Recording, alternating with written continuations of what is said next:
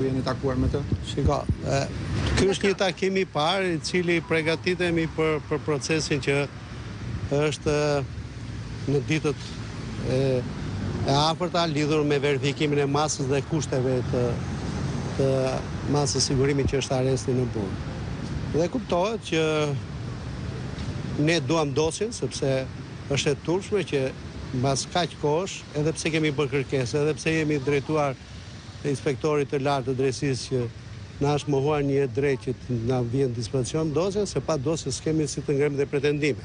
Natyrisht, i mbrojtur prej me zoti Agazi pretendon që është jashtë çdo ngarkese juridike për shkak sepse ai pretendon dhe kjo është një fakt që ai nuk ka prekur financat publike sepse nuk është dhe nuk ka qenë asnjëherë në funksionet e autoriteteve që menaxhojnë financat publike, nuk ka hyrë as në tendera, nuk ka marrë pjesë.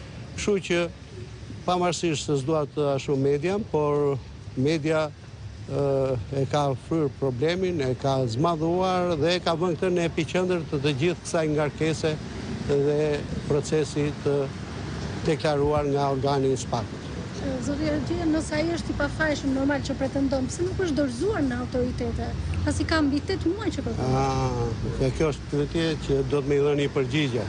Problemi është sepse këta të fusin në burg, pastaj e di atë historinë që të marrin këtë, presin këmbën, pastaj ta numërojnë, ke apo si ke 2 këmbë. Kupton apo jo?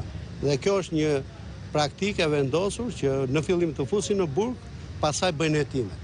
Ndërkohë që duhet jetë e kundërta, duhet të bëjnë hetimet, të mbledhin provat dhe pastaj të drejtojnë gjykatës në raport me veprën, me rrezikshmërinë apo jo të personit dhe me gjithë ngarkesën në publik të kërkojnë një masë të përshtatshme me gjithë ato orientime që ka dhënë gjykata kushtetuese.